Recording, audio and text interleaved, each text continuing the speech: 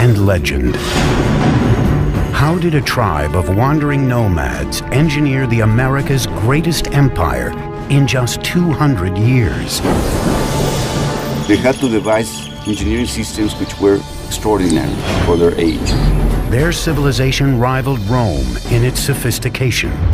The Aztecs had the best technology that could be produced in the conditions of which they lived.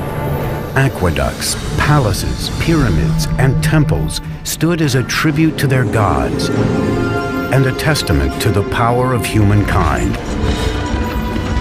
The Aztecs' crowning achievement was a gleaming capital city that astonished European explorers called the Venice of the New World.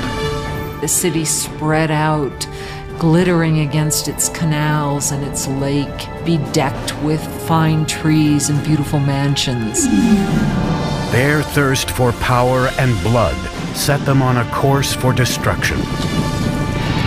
When it finally came, their annihilation would be swifter and more complete than the world had ever known.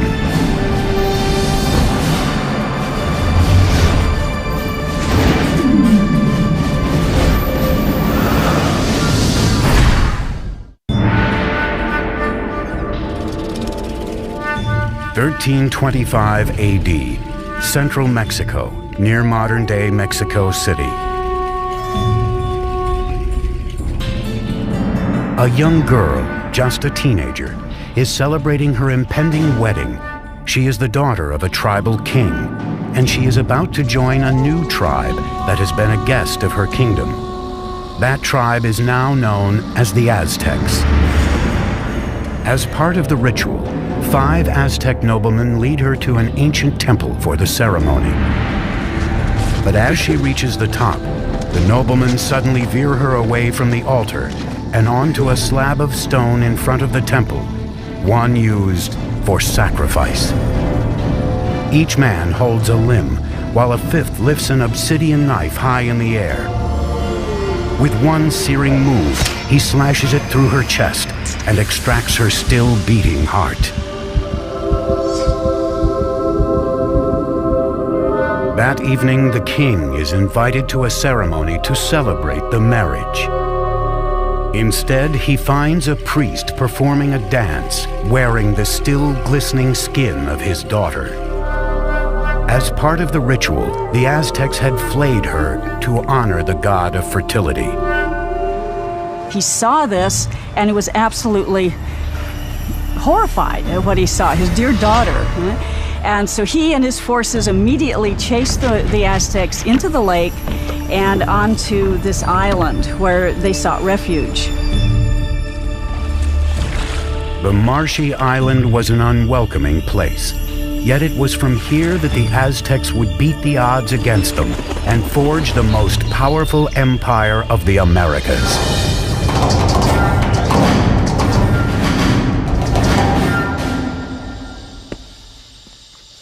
Hi, I'm Peter Weller.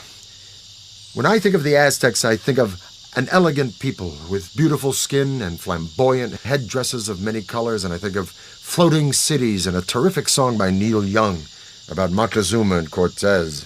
But I also think of knives, of obsidian glass ripping into chest cavities and hands, pulling out bleeding hearts and holding them high. Most of the Aztec sacrifices were performed in a temple atop a stone pyramid like this one. The Aztecs felt that without these offerings, the sun would literally cease to rise and the universe would die. Now, Aztec history is a fusion of fact and myth. But what we do know is that this murder, as horrific as it was, not only marked the beginning of the Aztec Empire, it also marked the location from where it would rise. The island the Aztecs were banished to after their disastrous sacrifice of the princess was in Lake Texcoco, the largest of 5 interconnected lakes covering a valley about 40 by 70 miles. Today, this once vast and open valley is teeming with what is modern-day Mexico City, one of the largest cities in the world. But 700 years ago, the island was so swampy, no one had laid claim to it. Now, as they gazed on the lake, the Aztec leader Tenoch announced to his followers that he had seen an eagle perched on a cactus in the middle of the lake, a sign from the gods that they had found their new home. They would name their city Tenochtitlan. Life is tough for the Aztecs in the early days of Tenochtitlan, but they have a vision of a powerful city modeled on an ancient and legendary city just 25 miles away. They called this city Teotihuacan, or City of the Gods. We know very little about Teotihuacan because all we have is the archaeological remains. We don't have any writing, we don't have any documentation that really fleshes out what went on at this big city. It was in ruins, even in Aztec times, but they believed it to be the stomping grounds of the gods and the literal birthplace of the sun itself. The place the Aztecs most revered in Teotihuacan was a pyramid that rose above the tree line. It was called the Pyramid of the Sun. The massive Sun Pyramid contains 1 million cubic yards of earth and stone, with a base roughly the same as the Great Pyramid of Giza in Egypt. The Aztecs believed Teotihuacan was laid out in the image of the cosmos, created by their gods. Now it was this image they would attempt to replicate in the construction of their new city, Tenochtitlan. Taking on the challenge would be an Aztec leader named Acamapichtli. In 1376, he embarked on an ambitious plan to engineer an advanced city at Tenochtitlan. But there was a problem. The swampy islands that they took over needed a lot of work. When they started to build anything, it would begin to subside. There was simply no foundation on which to build. The Aztec solution would revolutionize the architecture of the Americas.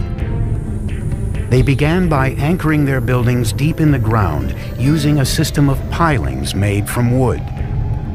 Workers cut stakes into 30-foot lengths, 3 to 4 inches wide. These were driven into the soft ground to make a foundation. The pilings were often surrounded with volcanic stone to add strength. Masons and bricklayers could then build walls on top of this base with confidence. They have found wooden pylons to hold the foundations of the pyramids.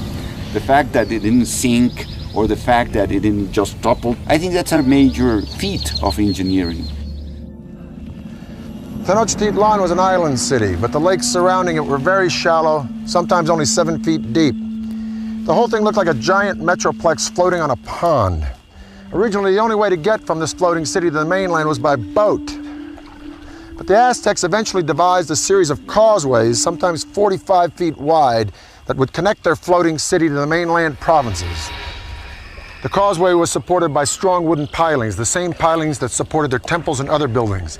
Thousands of these pilings had to be driven deep into the lake bed, and this presented a logistical challenge that could only be met by a strong, skilled labor force and the best of Mesoamerica's engineers.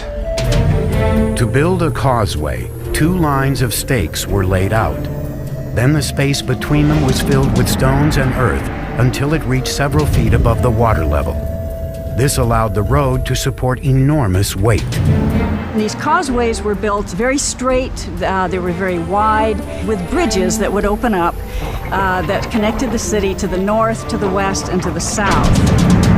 The roads enabled the Aztecs to transport larger, heavier materials for building. But this presented a new challenge. There were no beasts of burden in Mesoamerica, so everything had to be done with humans. No carts, no wheel. Small loads would be carried on the back with a rope hung from the forehead. Large items like stone blocks or sculptures for a temple would be dragged by huge numbers of men pulling ropes, possibly using logs as rollers. Legend has it one stone bound for a temple required a force of 50,000 men to drag it from the mountains on the mainland across the causeway and into the city. The causeways would also present the Aztecs with a new way to get fresh water to Tenochtitlan. In the past, the Aztecs had transported water in canoes from the shore. But a huge boom in the city's population meant they needed a higher-tech solution to keep up with demand. They wanted to use water from the springs on the mainland, and so they wanted to build an aqueduct. But the springs were under control of the dominant tribe in the region, the ruthless Tepanecs. The Tepanecs were the controllers or the dominators of all the valley.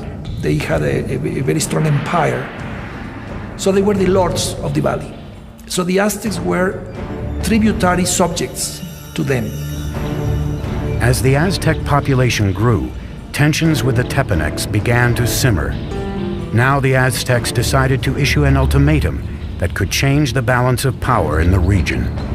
The people of Tenochtitlan not only demanded that the Tepanecs give them the water, but also demanded that they help construct the aqueduct. The Tepanecs' answer was swift and brutal. The Tepanec king, Maxtla, sent assassins who murdered the reigning Aztec leader in cold blood. This was the final straw. After decades of domination, the Aztecs would finally make their move and wage war against their ruthless overlords. And they would launch a series of wildly ambitious building projects around their growing island city that would earn them a reputation as the greatest engineers of the Americas. It is 1428, and the Aztecs have declared war on their overlords, a tribe called the Tepanecs. But to defeat the Tepanecs, they would need a little help from their neighbors. The Aztecs approached the nearby city-state of Texcoco. There, a decisive leader was on the rise. His name was Nezahualcoyotl, and his domineering leadership would be instrumental in forging the Aztec Empire. With Nezahualcoyotl at their side, the Aztec underdogs would go for the jugular. They launched an all-out attack on the Tepanec capital. After a siege of more than 100 days, they broke through Tepanec defenses and slaughtered their oppressors. After capturing the Tepanec king, Maxtla, King Nezahualcoyotl personally cut out his heart and sprinkled his blood into the waters of Lake Texcoco. Suddenly, the tables had turned. That is the exact moment of the beginning of the empire, and the Aztecs became the leaders of the Valley of Mexico. After conquering the Valley of Mexico, the Aztecs could now turn their attention to bringing clean water to their growing city. Remarkably, the Aztecs would independently design and build something that only a few world empires would master: the aqueduct. The aqueduct actually had two channels, each about 5 feet high and 3 feet wide. One would be cleaned and maintained, while the other was being used so the water flow was never interrupted. The twin-tube aqueduct ran for 3 miles from the mainland to the center of the island city. In town, water streamed into public fountains and reservoirs, and was distributed to the public in large clay jars or by canoe. In comparison to the Europeans, the Aztec were a very clean people. We know that the Aztec emperor bathed twice a day. So in terms of hygiene, the Aztec people was much more advanced than the Europeans. While the Aztec nobles were bathing in luxury, at this time in Europe, plague caused by unsanitary conditions was killing millions. King Nezahualcoyotl's own bath was one of the most unique in the Americas. It was fed by a sophisticated aqueduct system that also brought running water to his palace grounds. Behind me is the hill of Tetzcoatzinco. And on this hill, Nezahualcoyotl built a fantastic pleasure palace. And around this palace, a virtual botanical garden filled with all of the exotic flowers of Mesoamerica. Nezahualcoyotl brought water from the Sierra Nevada mountains all the way down to here into this hill to his palace just to water his plants. To install an aqueduct there, Quetzalcoatl had to fill a huge gorge between Tetzcocinco and the next hill. As the water arrived at the first hill, it gathered in small pools built to control the speed of the flow before it reached the aqueduct. After crossing the aqueduct, the water ran in a circuit around Tetzcocinco Hill, spilling off over the sides in rock-cut waterfalls to water the gardens. It ended up in a nearly perfectly round rock-cut pool called the King's Bath. And from here, he could look upon his domain at Texcoco, and he could look down at the botanical gardens that he was watering with his fantastic aqueducts. It is indeed a bath fit for a king. By the mid-15th century, with their empire on the rise, it was time for the Aztecs to choose a sovereign leader. He was called Moctezuma, and he would be the first of two emperors with this now famous name. Moctezuma's first order of business was to extend the empire's borders. The Aztecs captured city-states southward to the valley of Oaxaca, westward to the Pacific, and east toward the Gulf of Mexico. By 1449, the empire contained as many as 15 million people. In the short span of 100 years, the Aztecs accomplished the impossible. They had toppled the Mesoamerican world order. But while the Aztecs dominated militarily, their island city was vulnerable to a different kind of enemy. Like New Orleans, Tenochtitlan was constantly doing battle with water. And one of Moctezuma's first projects was to protect his city from the deluge of water surrounding it.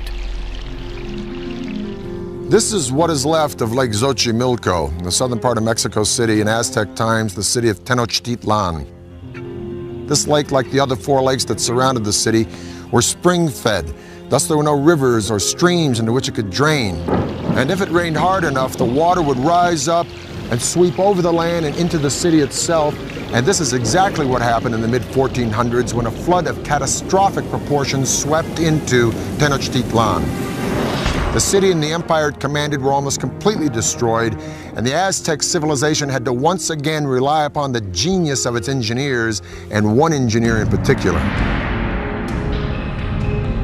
Moctezuma enlisted the help of his old ally Quetzalcoatl to protect the city he was rebuilding from the lake.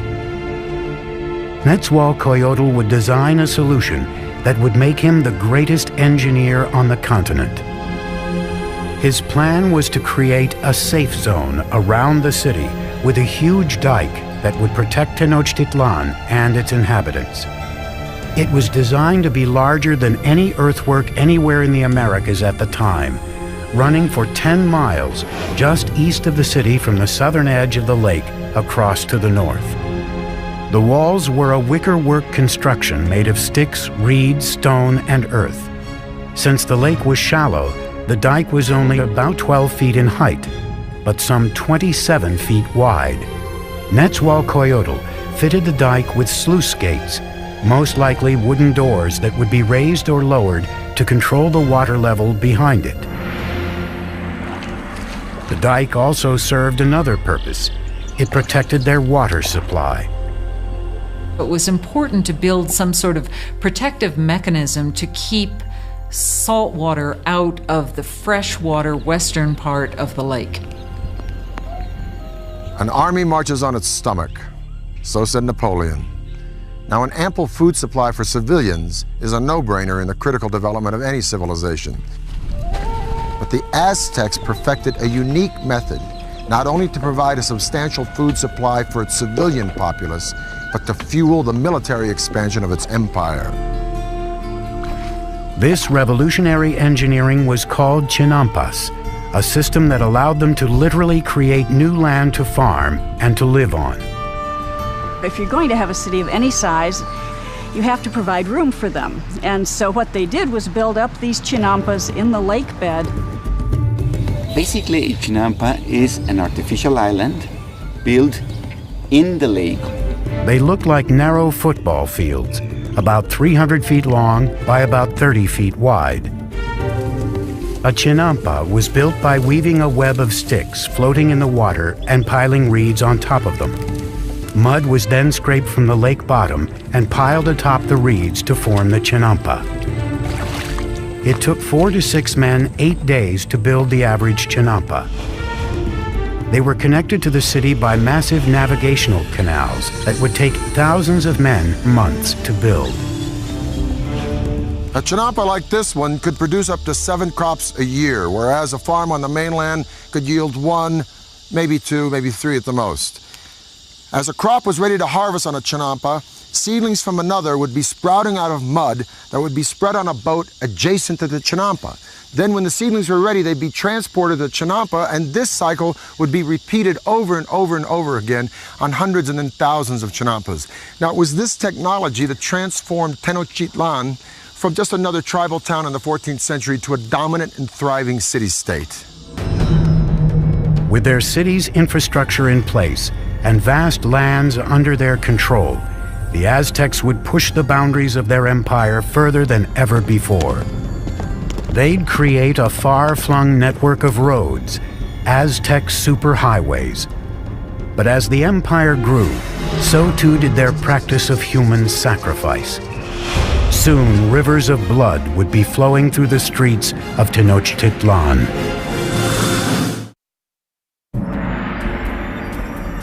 Today, Tenochtitlan, the capital of the Aztec Empire, is gone, buried under modern-day Mexico City. But 700 years ago, it was a shining capital on the rise, built by advanced engineers and led by larger-than-life emperors. By the late 15th century, the Aztec population had exploded. Their next great emperor would launch a series of conquests that would rival anything in world history. His name was Ahuitzotl, and he would prove to be an even greater warrior than his grandfather, Moctezuma. By 1502, Ahuitzotl had conquered territory from Mexico's Pacific coast and pushed the empire as far south as Guatemala. His reign was kind of like a golden age. He was a king that opened up transport routes to the coastal areas and to lowland areas where the Aztecs got their greatest luxuries, these shimmering tropical feathers, the gold, the precious stones that the nobles and rulers wore as symbols of their station in life. To transport riches to the heart of the empire, the Aztecs constructed a network of superhighways throughout central Mexico. Relay runners were stationed every few miles to create a sort of ancient Federal Express. Messages or goods could be sent 200 miles from the Gulf Coast to Tenochtitlan in just 24 hours, faster than the postal service today. With the empire at its height, the Aztecs under Ahuitzotl embarked on their greatest construction project, a massive pyramid at the very center of Tenochtitlan, the symbol of their absolute power. It was called the Templo Mayor, or Great Temple. The base of the pyramid was 240 feet deep by 300 feet wide and rose to a height of 15 stories. There were at least 117 steps in 2 staircases climbing 200 feet, leading to twin temples to honor the gods of rain and war. The temple was rebuilt on the same location 7 times, beginning in 1325 with the city's founding. As the empire grew, so did the pyramid. Each stage was simply built right on top of the stage before. The Templo Mayor was built mainly with a stone called tezontle, that is volcanic stone. It's a very lightweight stone that would prevent the sinking of the temple. For floors and walls, the Aztecs applied a lime plaster, which was a form of concrete. Some examples found today remain as hard as modern concrete, even after 500 years. Aztec workers labored for decades to complete their monument to the gods. The temple remained buried until 1978, when power company workers digging a trench accidentally uncovered a huge carved stone and discovered the temple ruins next to it. The disc, 11 feet in diameter, weighs 8 tons and depicts the dismembered body of the goddess Coyolxauhqui. Coyolxauhqui was the moon goddess, but her brother murdered her because she became pregnant in a very shameful way. Now, the Aztecs weren't prudes by any means. Matter of fact, nobles had many wives and concubines, but amongst the commoners, particularly women, adultery was a no-no and severely punished, often by death. So according to legend, the moon goddess's brother cut her head off, and after he decapitated her, he shoved her body down a hill. The Aztecs reenacted this killing literally and frequently in festivals throughout their calendar year. They would decapitate their victims at the top of a pyramid like this and then push the carcasses down the steps to the great stone at the bottom. For the Romans, their most precious treasure was gold.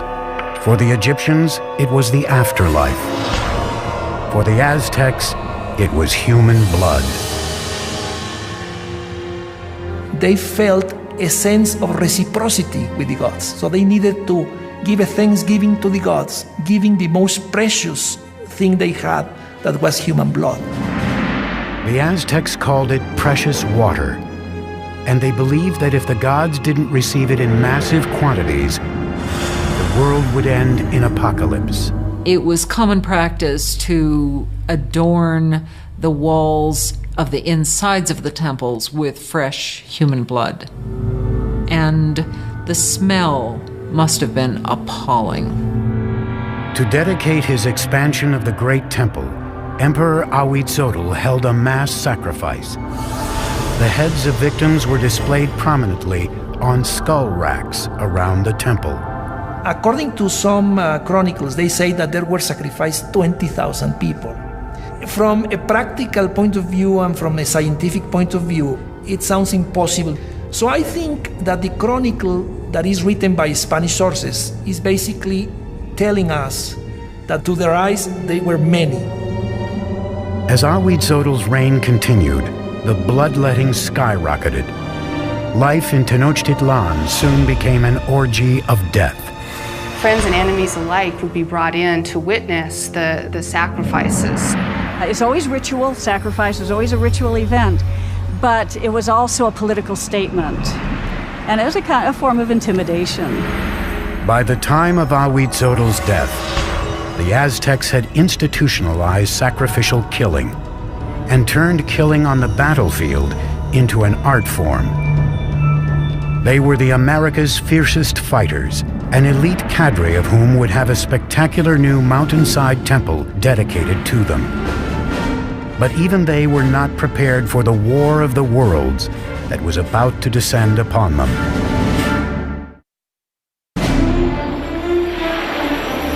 In 1502, Ahuitzotl, Emperor of the Aztecs, is dead. Moctezuma II, a 34-year-old former priest, comes to power.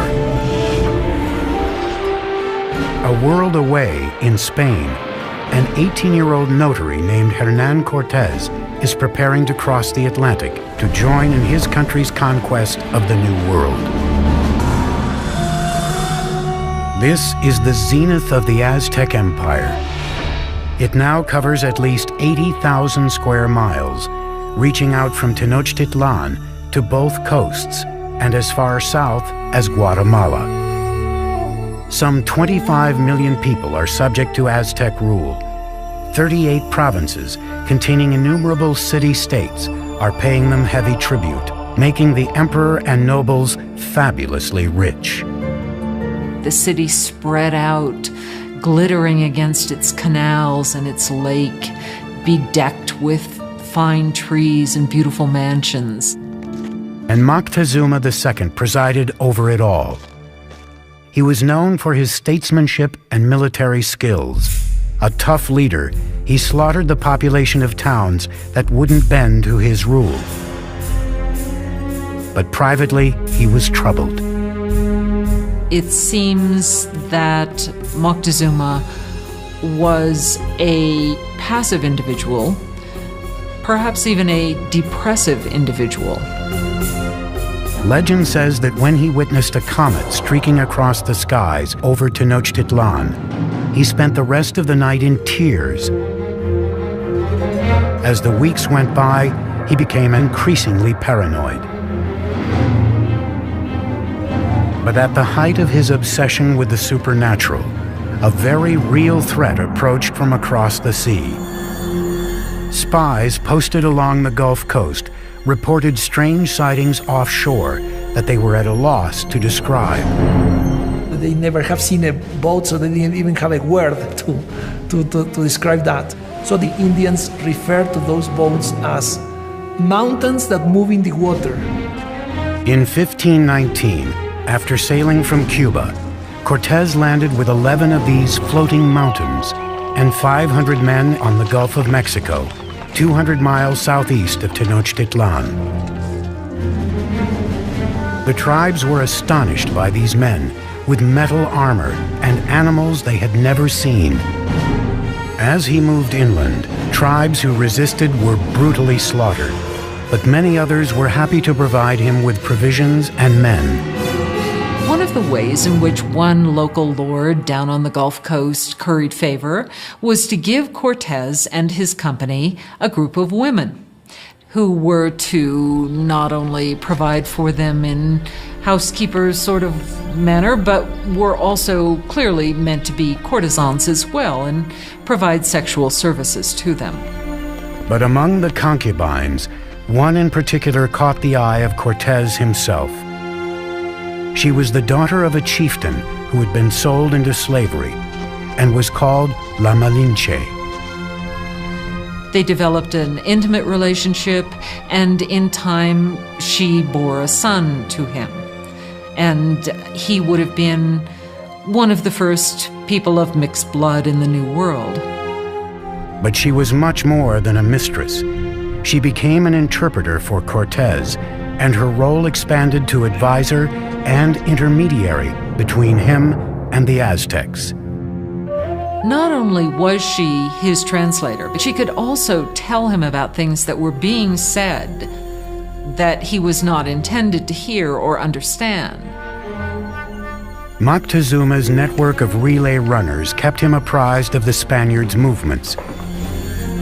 It was clear they were headed for his city. As he advanced toward Tenochtitlan through the summer of 1519, Cortés amassed an army of thousands. Moctezuma's army of warriors numbered in the hundreds of thousands. They wore animal costumes on the battlefield to intimidate their opponents. Part of it was spectacle. You had just incredible costumes that the different warriors would wear. The most important warriors were knights, dressed as jaguars and eagles. The Aztec knights were initiated into their orders at sacred ceremonies at special temples like this one. This is the cave temple at Malinalco, one of 6 temples on this remote mountainside, a few hours south of Mexico City. It was finished by Moctezuma II around 1502, shortly after his coronation. Now, over in Europe, Michelangelo was pounding out the David for the Republic of Florence. But while Michelangelo was carving the David, the Aztecs were here carving this temple right out of the side of this mountain. And it is the only temple in the entire Western Hemisphere built in this manner. At the bottom of the stairs of Cuauhtli are the sculptures of 2 jaguars. On each side of the door, there are the remnants of 2 warriors. Now, the door itself represents the open mouth of a giant serpent. You can literally see its tongue coming out of the room. The Aztecs believed that this was the entrance to the womb of the earth. Now, the privileged warriors would come here, go into the room with sculptures of eagles, have their noses pierced, and offer blood and sacrifice to Huitzilopochtli, the god of war. But this would be by no means the last time these Aztec warriors would spill their blood. The first meeting between Cortés and Moctezuma would be peaceful, but the conquistador knew a huge and bloody clash between the old world and the new would soon take place. And the annihilation that ensued would become one of the most frightening events in the history of the Americas.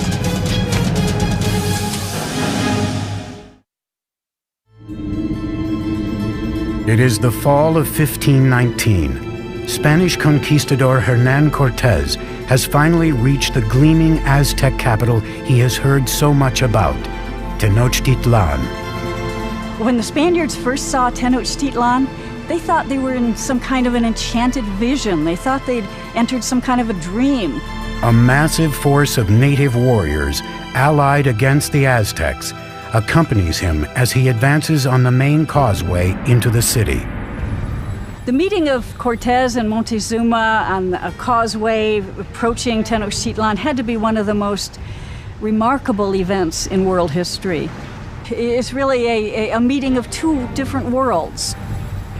And Cortés offered his hand, but the minute he started to do that, to actually touch Montezuma, the noble attendants around Montezuma pushed Cortés away and said, no, that's a total indignity. Nobody touches Montezuma, the great lord of the land.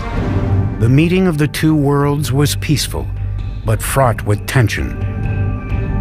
Moctezuma by this time had become increasingly impulsive and prone to bouts of hysteria.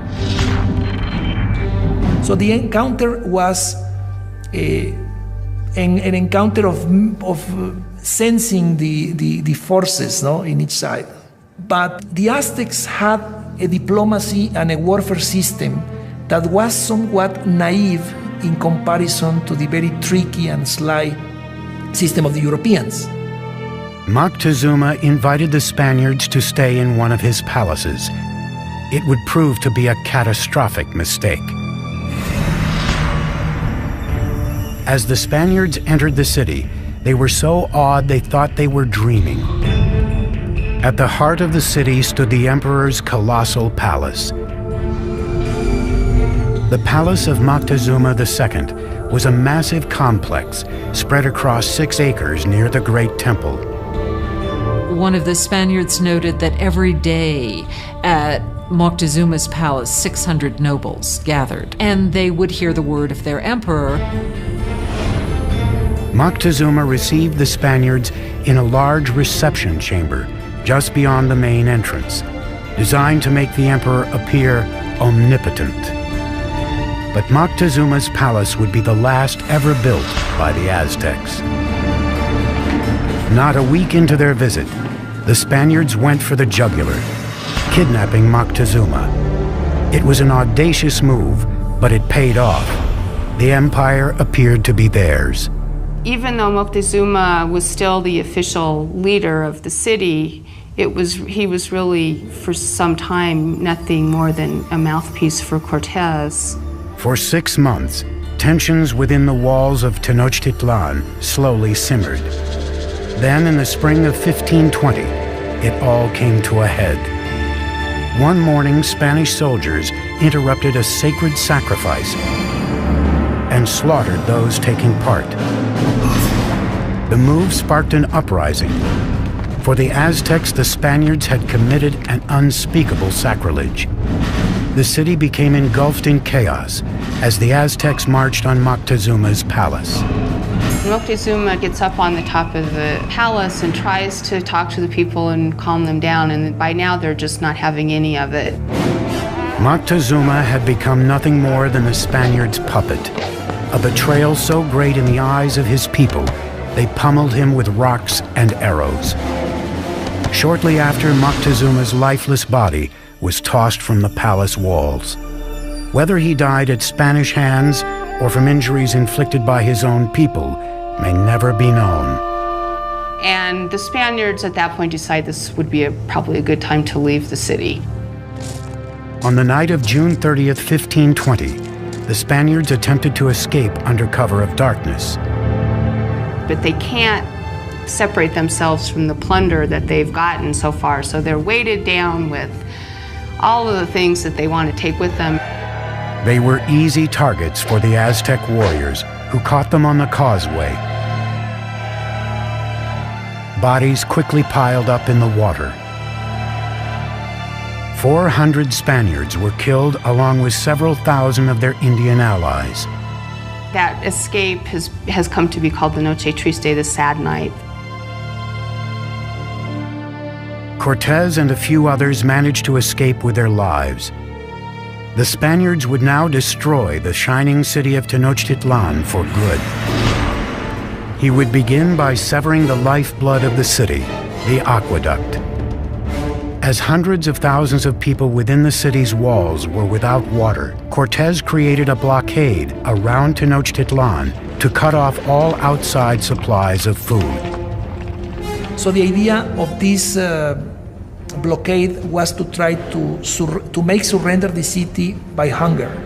And the Aztecs had a tremendous resistance, so they couldn't be defeated easily. And what they decided to do is to mount an attack both by land and by sea. For centuries, the lake around Tenochtitlan was a barrier against invaders. But Cortés would find a way around that. He had thousands of his Indian allies carry ships in pieces up thousands of feet over the mountains to be assembled and launched into the lake.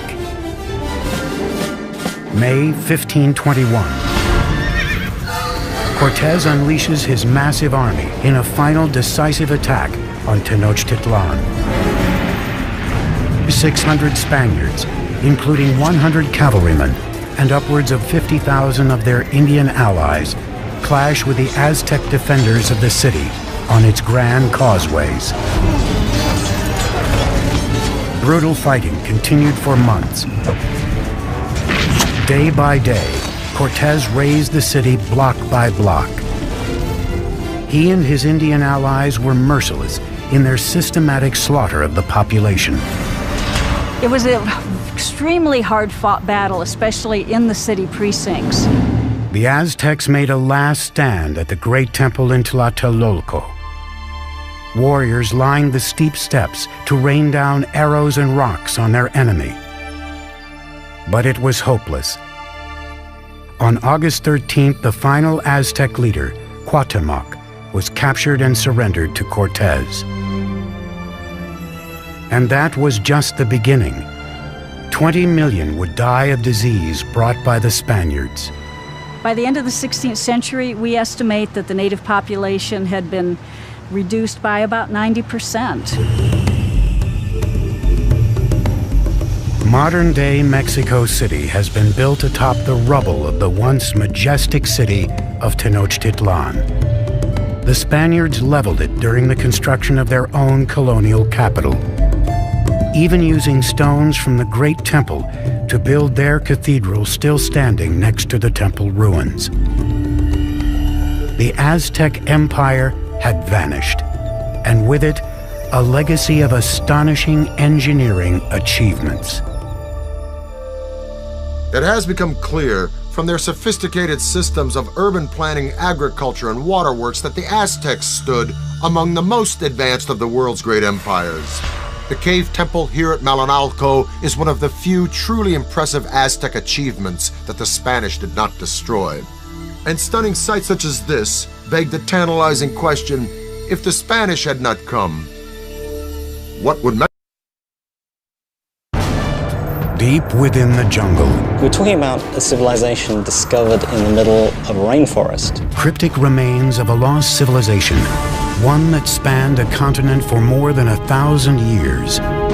They definitely had attributes of the supernatural. They were the ancient Maya. Their rulers filled vast cities with sky-high pyramids, ornate palaces, and lavish plazas. They were masters of their environment. They were very resourceful in figuring out how to harness the energy, creating amazingly sophisticated works of art and engineering, and sustaining a civilization for 1,500 years. Then, after generations of prosperity and innovation, the ancient civilization collapsed, turning bustling cities into ghost towns to be reclaimed by Mother Nature. Centuries later, answers to the mystery surrounding these majestic people and the godlike kings who ruled them tell a story of conquest, ingenuity, and disaster.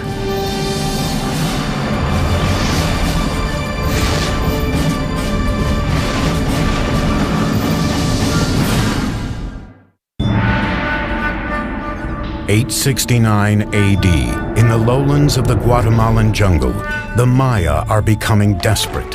Food and clean water are dwindling. Thousands of people are starving. And malnutrition and disease are ravaging the population. The Maya no longer trust their divine rulers to appease their gods. Political turmoil plagues the kingdoms, and one by one, the great city-states are being abandoned. The ancient Maya civilization is crumbling. City after city, area after area begins to fail. Cities are abandoned, kings disappear, and what had been classic Maya culture really comes to an end. What happened to this great people? Even today, scholars are still mystified.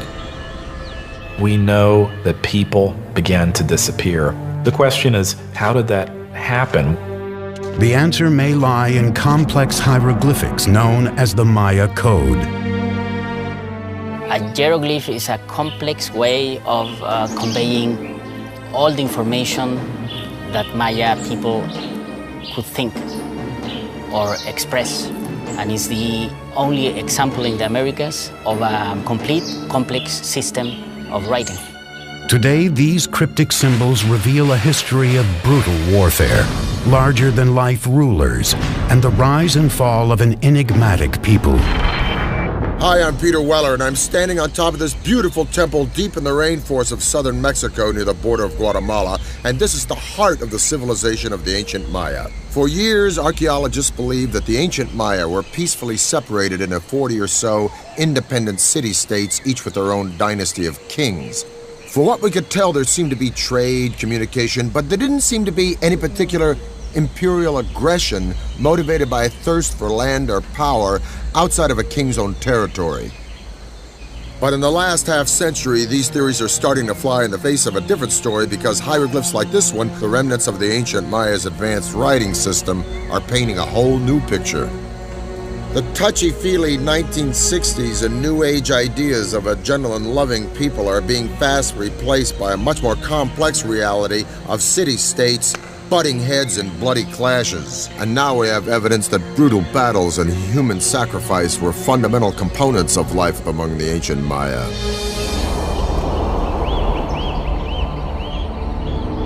But the evolution of the Maya civilization into this complex network of city-states didn't happen overnight. The Maya came into existence probably a couple of thousand years before Christ. By 500 BC, population was on the rise, and small communities were turning into the first major Maya sites located throughout Central America. Fully organized kingdoms were ruling the region by 250 AD, with mighty rulers at the helm. They had powerful rulers, they were in competition with each other, and sometimes this competition led to war.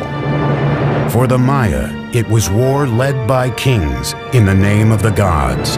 Maya kings were people like us, but for the Maya, they definitely had attributes of the supernatural. The price of devotion had brutal and sometimes deadly consequences.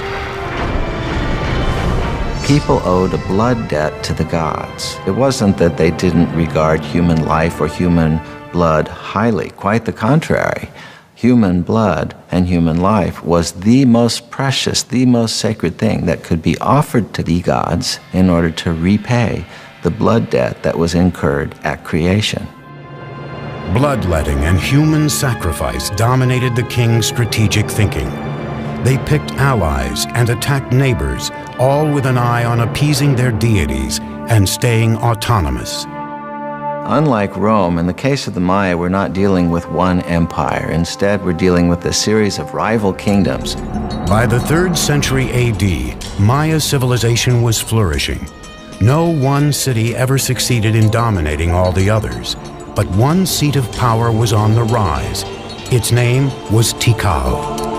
Tikal is one of the few cities that goes strong in the pre-classic period before the time of Christ, and then it just continues pretty much unabated all the way until the end of the classic period. This is a city that never really lost it. But in the 6th century, a rival power named Calakmul threatened Tikal's success. The Maya had these two great dynastic capitals, Calakmul and Tikal. Those two cities essentially locked horns. It's really Calakmul that seems to engage in this action in which they engineer alliances all the way around Tikal, essentially boxing in their enemy. It would be up to an ambitious and visionary leader to build a center of military power, one that would take on Calakmul. His name was Yakin Khan Kawil. He would construct one of the most iconic structures of the Maya, a pyramid that would stand the test of time, the Temple of the Giant Jaguar. The most valuable monument was one that took a lot of effort. So a big temple pyramid is an indication of your power, your strength, your prestige. It's a way of drawing people into your city because it shows what an awesome, powerful ruler you are.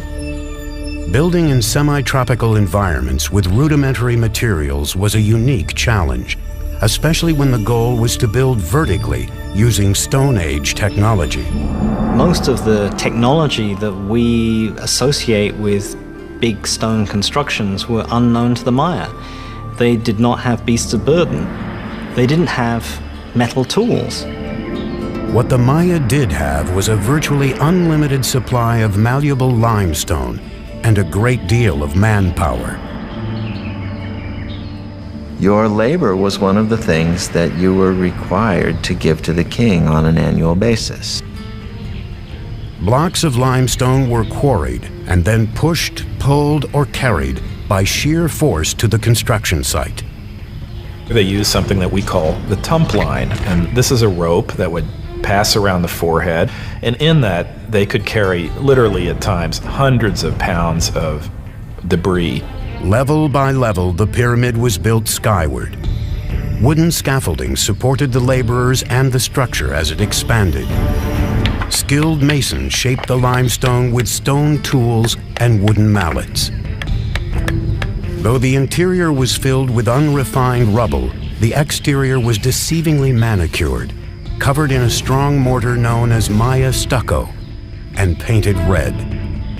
Even though they knew of the wheel, even though they knew of metal, they elected not to make practical use of either of these things. And I think in part it was because in their worldview something was much more valuable if a lot of human labor went into it. At nearly 150 feet, the Temple of the Giant Jaguar emerged, facing west toward the setting sun. The ancient skyscraper would command the attention of all who set foot in Tikal's Grand Plaza as a symbol of power and redemption. But Yakin Khan Kawil's engineering marvel was just the beginning. In 736, Kawil had defeated his ultimate rival, Calakmul. Then, in 743 and 744, he attacked and eviscerated two critical Calakmul allies that surrounded Tikal, El Peru to the west and Naranjo to the east. Finally, the suffocating noose that had once strangled Tikal was broken. In celebration of this, he builds a whole series of major expansions to the palace, new pyramids. And when we look at Tikal today, in many cases, we're looking at the fruits of that success. He may have even launched the construction of the tallest of Tikal's structures, Temple 4. Made of 250,000 cubic yards of stone, the massive pyramid stretched more than 210 feet, or 22 stories high, nearly as tall as the towers of the Brooklyn Bridge. It jutted far above the dense rainforest canopy, with a 180-degree view of the city. In the distance, other Maya cities were also ambitiously building toward the sky. But at this moment, with King Yakin Khan Kawil at the helm, Tikal was the unchallenged powerhouse of the Maya civilization. But Tikal was not alone. Out of sight, about 250 miles to the west, another dynasty is forging the construction of a great acropolis. There, in the 7th century, a king with a vision would emerge. He would turn one of the wettest cities in the world into a mecca of New World architecture.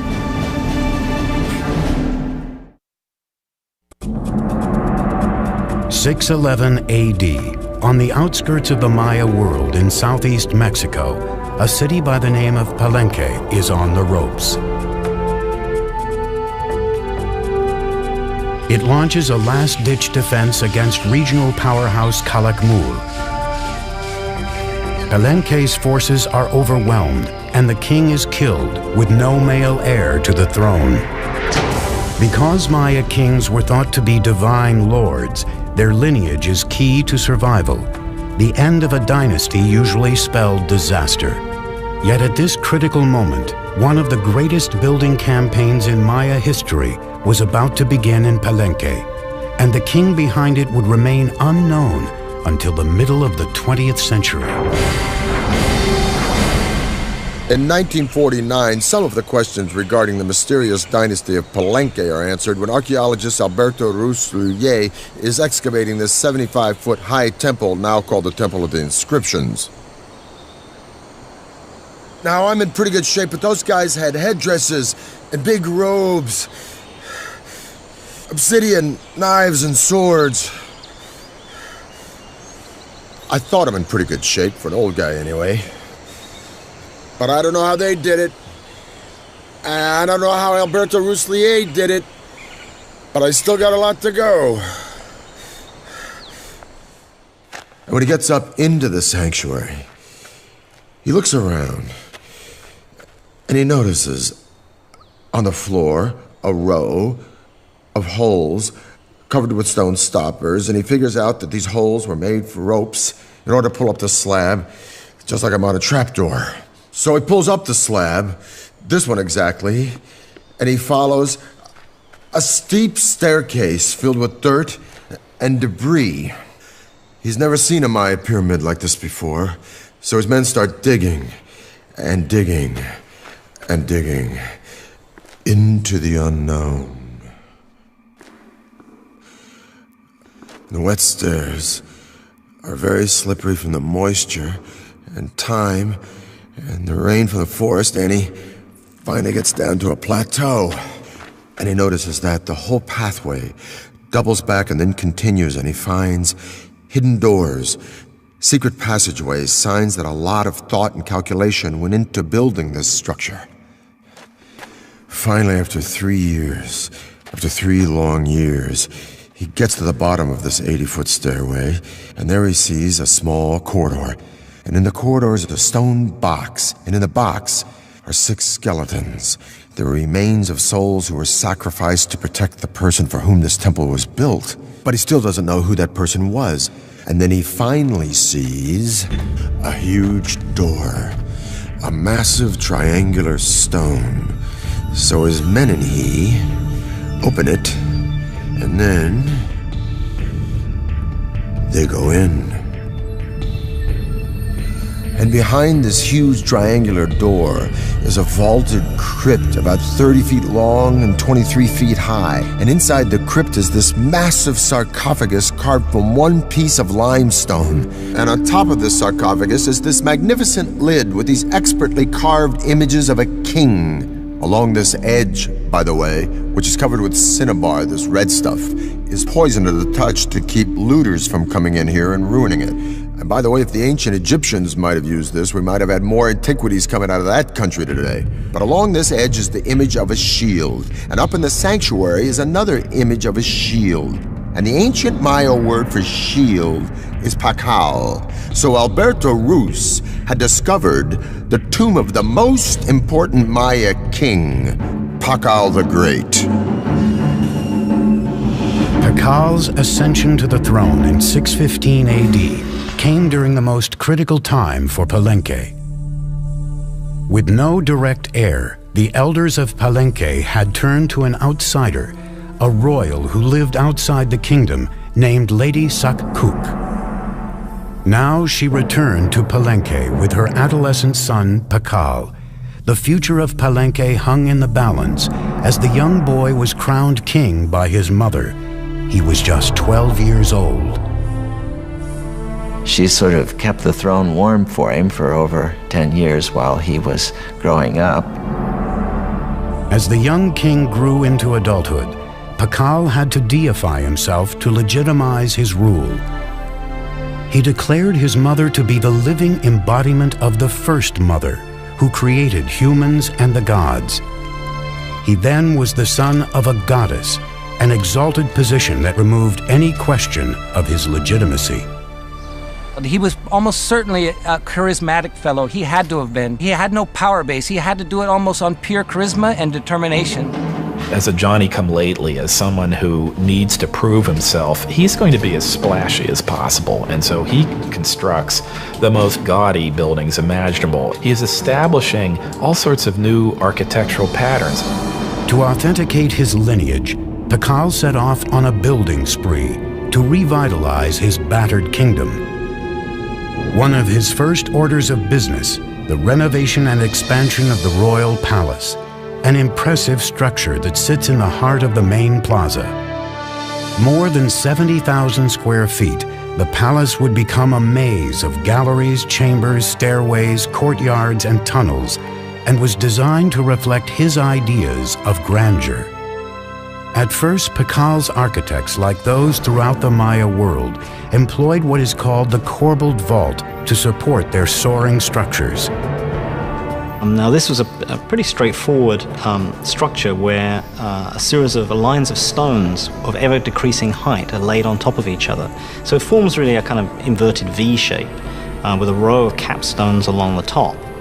But the corbelled vault left something to be desired. This basic construction limited interior space and light and forced architects to build walls wider than even the space it enclosed. Driven by a determined king, Pakal's engineers now looked for solutions to this problem. What the Palenque designers succeeded in doing was lightening the weight. They produced sort of honeycomb structures on the top of these buildings. They could make their spans wider, area, more light could come in. These innovations reduced the stress on the load-bearing walls, creating a more open and inviting feel than the traditional Maya buildings. Over 60 years, Pakal's builders became the best in the New World. But it wasn't until the end of his rule that Pakal commissioned one of the most complex and imaginative projects ever attempted by the Maya, the Temple of the Inscriptions. The discovery of the Temple of the Inscriptions changed all our ideas about Maya pyramids. They weren't supposed to be mortuary shrines. Inside, along a stairway leading down to the tomb, engineers built a psychoduct, or hollow tube. It's a conduit that allows someone on the top of the pyramid to speak into this speaking tube, and eventually you would be able to presumably communicate directly with Pakal in his tomb. This 20-ton sarcophagus was built to last an eternity. This actually had a lid which was rolled off to one side, and there was a cavity for his body to be put, so that when he eventually did die, the door was sealed and the stairway was blocked. His architects and sculptors designed a coffin rich in symbolism, portraying the resurrection of Pakal in the afterworld. Royal scribes were ordered to draw a grid to accommodate 640 glyphs that would tell the story of Pakal's reign. Many Maya pyramids don't leave much textual record on them. The opposite is the case in the Temple of the Inscriptions. Everything about it, from these huge tablets on the summit to the information inside, proclaims that this is the final resting place of the founder of one of the great Maya dynasties. In 683, during Pakal's 68th year as king, the 12-year-old boy who grew to be one of the great Maya rulers died at the age of 80. He was covered in red cinnabar and adorned in lavish jewelry. A jade mask was placed over his face. Though the legacy of Pakal the Great would be hard to match, his son had been waiting on the sidelines for nearly 50 years. With the clock ticking, he would launch a series of building projects harnessing the laws of physics and Mother Nature.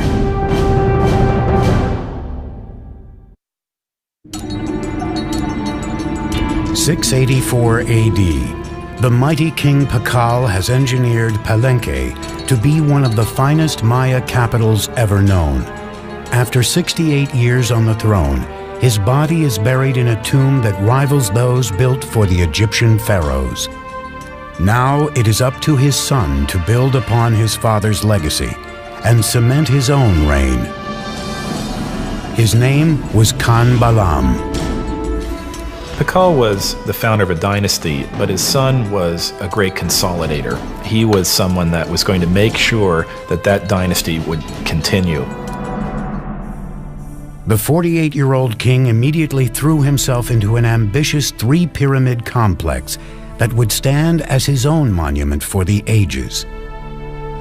He designed and constructed the cross group, one of the most intricate and beautiful groups of ceremonial temples ever constructed in the Maya world. These are his memorial, and they tower above the palace. They look down on the works of his father, and in some ways, I think they represent a statement of individuality, that he himself is going to leave his imprint on the city, just as his father did.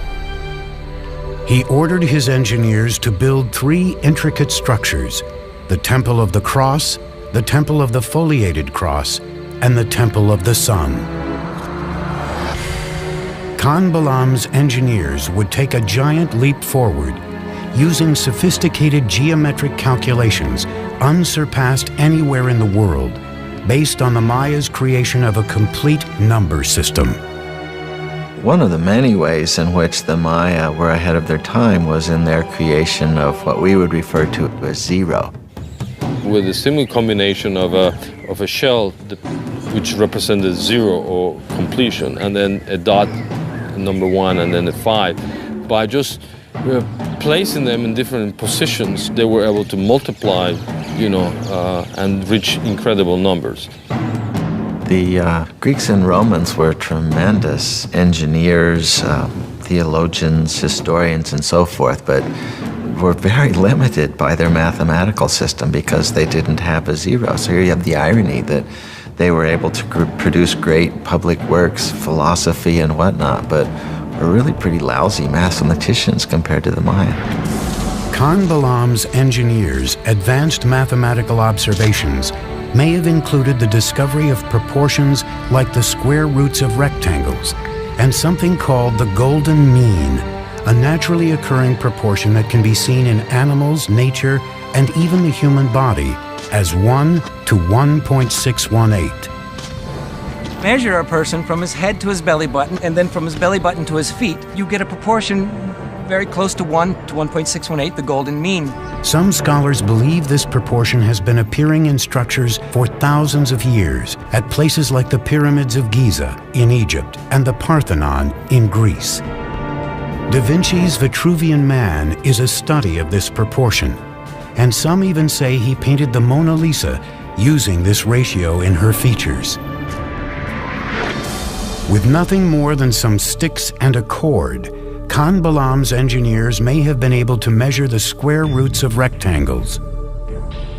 In the Temple of the Cross, these shapes would be used to mark the two main piers of the facade, the width of the medial doorway and the interior walls. The golden ratio can be seen in the rear chambers and the base of the structure, with the side wall as 1 and the back wall as 1.618. By using repeated squares and natural proportions in the Temple of the Cross, a beautifully calculated floor plan took shape, full of geometry, mythological history, and a king's own legacy. But not all engineering in Palenque was done with an eye on the afterlife. Palenque's engineers also had to focus on more practical needs. One of the names of Palenque is La Camha, which means place of great waters. We have 4 rivers running through Palenque year-round. We have dozens of springs. We have water everywhere. These riches came with challenges. Palenque was surrounded by steep hills, natural springs and creeks that carved their way through the base of the site, leaving only bits and pieces of flat, water-free land for building. Unlike most Maya cities, the problem facing Palenque wasn't how to store water for the dry season. It was how to deal with an overabundance of water. As you can see, everything is green here. It rains every day. So to meet this challenge, the city planners devised a unique way of diverting the pre-existing streams by building subterranean aqueducts that would channel the water underground, thus saving more land on top for cultivation. These tunnels were lined with limestone and they were covered with our old friend from Egypt and Greece, the corbelled vault. Series of protruding stones, one on top of the other, formed sort of an arch overhead. Now these ceilings were so sturdy, they could support the massive weight of Palenque's giant plazas overhead. So the people were walking along with the water rushing underneath them, being diverted away from the city, just like it is where I live today in New York City. What's even more impressive is that there are signs that Maya engineers may have figured out a way to create water pressure. They built water tunnels that ran through the rugged terrain into the city, often directed uphill. As they got closer to the main structures, the pipes got incrementally smaller. Like Roman fountains, the water pressure gained momentum as it coursed through increasingly narrower tunnels, eventually allowing for running water throughout Palenque's buildings. We have beautiful systems of sweat baths and swimming pools and aqueduct. In its day, it would have rivaled any of the Roman aqueduct systems. We don't see this use of water pressure anywhere else, and it doesn't appear again until the Spanish bring the technologies with them. Together, Khan Balam and his father Pakal ruled Palenque for nearly 100 years, pushing Maya engineering to a level never seen before. The future seemed bright for this city on the rise. But its years of glory are about to come to a sudden end. Something is happening in the Maya world that will cause the classic city-states to implode. By the 8th century, Palenque, Tikal, and the other kingdoms of the Maya world were expanding across the continent. Tall pyramids, unparalleled city planning, and sumptuous royal palaces advertised the glory of the great kings. Then, suddenly, these cities began to unravel, one after another. Royal sculptors stopped carving their monuments with historical information, and kings halted their construction projects. Maya civilization had plunged into darkness. It's not that the entire Maya lowlands is abandoned overnight. It's that, one kingdom falls here and another one 10 years later falls over here, then another one over here. The causes of the Maya collapse remains a great debate among scholars. We're really talking about a society that was pushing itself to the limits. There is no one single explanation for this implosion, but scholars seem to believe that environmental catastrophe led to a full-blown meltdown for the Maya civilization. The soil no longer produced crops, thus lack of food and polluted water produced malnutrition and disease. The Maya could no longer count on their kings to intercede with their gods because their great society was in a death spiral, and their kings, so long counted on for guidance and prosperity, were powerless to stop it. So sadly, but slowly and surely, the people voted with their feet, and the ancient Maya left their beautiful cities forever. There were no signs of mass graves. They did not vanish. Where did the millions of Maya go? If you wanted to go where it was happening, you moved north. Go north, young man. The cities that die in the south, and that's the only way to describe it, is they just go into oblivion, are never really replaced. But there are locations all around the Yucatan Peninsula where the cities not only thrive, but they begin to grow explosively. This growth was enhanced by an elaborate network of causeways called sacbes, or white roads. The sacbes weren't just local transport, they were emblems of the great political power of two allied cities that had the wherewithal to create this magnificent royal procession way between their two kingdoms. As much as 60 miles long in some places, they were a marvel of engineering. They would place huge rocks on both sides of the causeway and then filling whatever was in between with cobbles and unfinished rocks and stones, and then they cover all this surface with stucco, nice plaster, and then upon it they create this smooth surface. In the Yucatan Peninsula, the Sac Bays often charted a course through the rough terrain in perfectly straight lines. It's not easy to cut a line 60 miles that doesn't deviate even a degree. I would really like to know what instruments they use. We have no record of it. These causeway systems allowed for rebirth, movement, and trade in the north, and it is there that the ragged survivors of the southern lowlands hope to find a second chance, in a Yucatan city called Chichen Itza. Chichen Itza came to be the largest and most powerful city from about 800 to 1050 or so that had a real knack of being a big tent. So it was a very cosmopolitan place, and I'm sure it traded handsomely on that reputation. One of the buildings unique to the site was El Caracol, an astronomical observatory. The Maya were obsessed with both time and the stars and spent centuries looking to the sky for answers. The Maya probably had something called a gnomon, which is a series of two crossed bars, and by looking at the intersection of those two bars, they would be able to focus on something. With just basic tools, the Maya were able to track the movement of the stars and planets and the passing of time. Like Stonehenge, this was a place where people could make solar and lunar observations. The staircase in the front of the building faced 27.5 degrees northwest, out of line with other structures, but in almost perfect alignment with Venus's most northerly position in the sky. It was closely aligned with the celestial bodies and occurrences, such as the movement of Venus and the solstices. In the higher tower of the building, 3 openings survive today. They are small, narrow, and irregularly placed, but they align along astronomical sight lines. In the Caracol, we can see in its orientations, in its peculiar displacements, in its odd alignment of buildings, a focus on what Venus was doing at the time. Venus is a kind of variable actor up there in the skies. Sometimes it moves in this direction, sometimes it moves in that direction. The Caracol seems to be about looking at Venus when it's come to the end of a certain kind of motion. This astute astronomical observation allowed the Maya to build their interlocking calendars that were more accurate than any other used in the ancient world.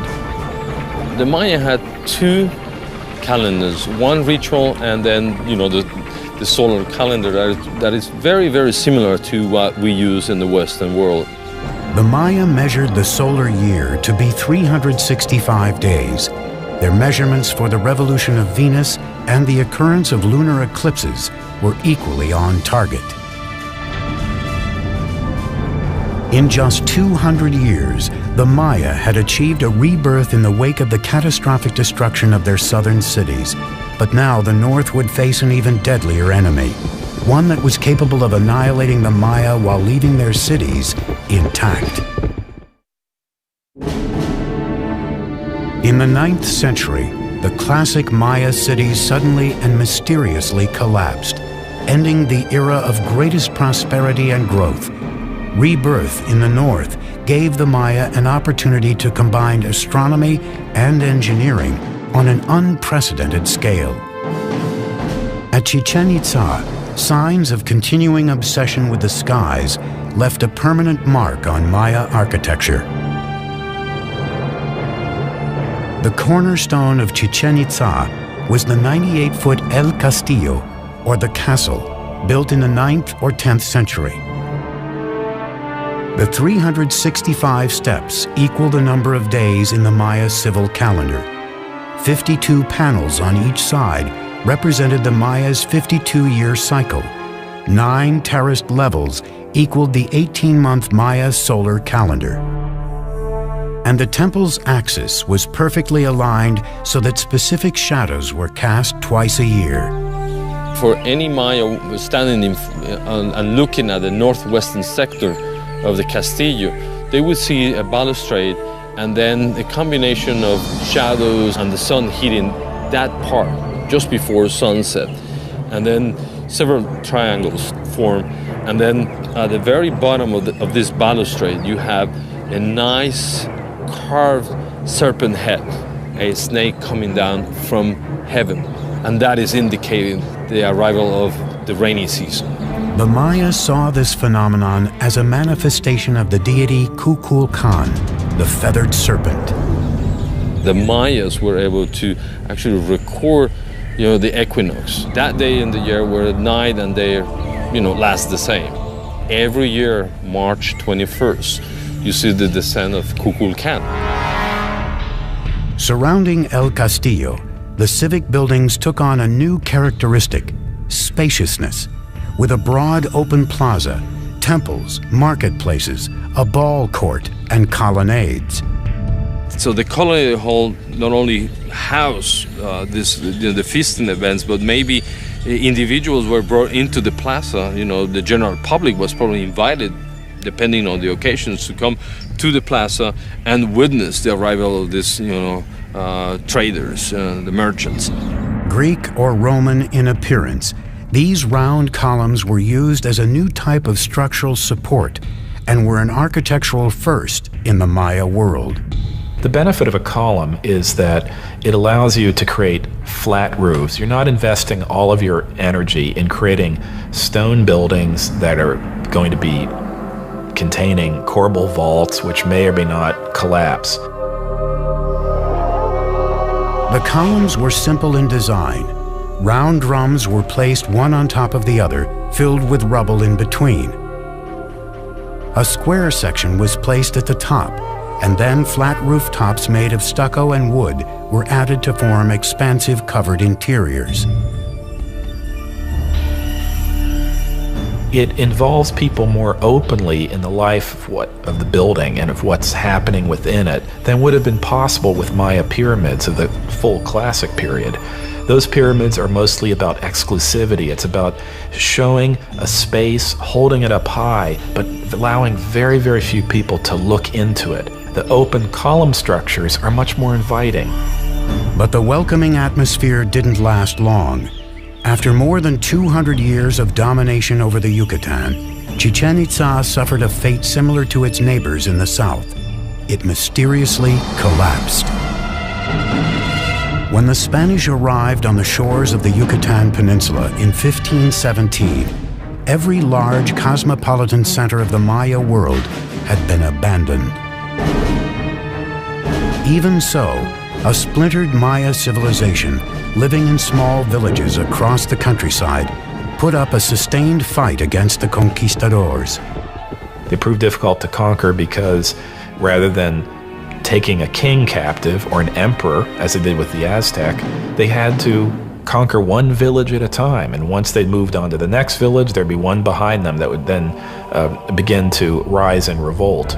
Maya warriors killed conquistadors by the thousands, but their weapons proved useless against a more potent enemy, disease. Within 100 years, 90% of the population of the New World was gone. The Maya who survived faced further persecution. Friar Diego de Landa had been sent from Spain to convert the Maya to Christianity, and he ruthlessly enforced his religious teachings. Diego de Landa was a young idealist who came to the New World trying to save souls, trying to win converts to what he referred to as the one true faith. But the Maya didn't believe that they should instantly and forevermore reject all of their own beliefs. On July 12, 1562, Landa ordered an auto de fe, or burning of the Maya texts, believing they were the writing of the devil. This was the end of thousands of years of accumulated knowledge of Maya civilization, one of the great tragedies in human history. In a lucky twist of fate, 4 codices survived the inferno and wear and tear of time. By the 19th century, some of these books that happened to escape the clutches of these friars and their destructive urges began to make their way into public attention.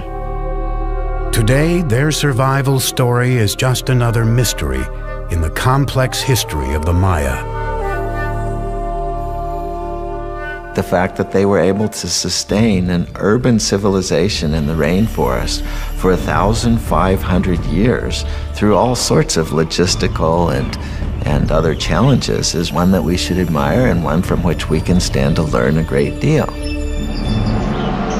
Just as the Maya looked from the ground to the sky for guidance, we are now looking from the sky to the ground for answers. In recent years, NASA and the University of New Hampshire have been experimenting with remote sensing technology to see if they can determine where undiscovered cities might be hidden. Mounds of earth covered in trees that appear on readings may actually be ruins of ancient cities that had not been touched for centuries. More answers to the Maya mysteries may be right beneath our feet. Maya archaeology is just beginning. There are innumerable cities, innumerable temples, innumerable settlements that we have not been able to study and excavate. I think we're entering a golden age of Maya archaeology, and I can only see in the next century a time in which this will become one of the best understood civilizations of the ancient world. We now know that the Maya were an innovative and creative and majestic people with their own particular taste for violence. But what is the real allure of the Maya? What is this mystique that draws generation after generation the world over to this complex and sophisticated civilization? Is it the architecture with its serene palaces and temples, or the intricacies of hieroglyphs and art in a complex writing system? Or is it the astounding comprehension of astronomy and mathematics with the concept of zero, unparalleled in antiquity? Or is it simply because these remarkable people carved entire cities, not just villages and towns, but magnificent cities, right out of some of the most inhospitable landscape in the entire world? In the rainforest between Honduras and the Yucatan, there are literally hundreds and hundreds of Maya sites that are untouched. In Palenque alone, there are 1,500 buildings that lie unexcavated, including temples larger than that one. And if you consider the archaeological treasures yet to be found in cities like Tikal and Chichen Itza, I say, and I'm sure I'm not alone, that the real allure of the Maya, the real magic and mystique of this civilization, are the mysteries that still lie buried deep within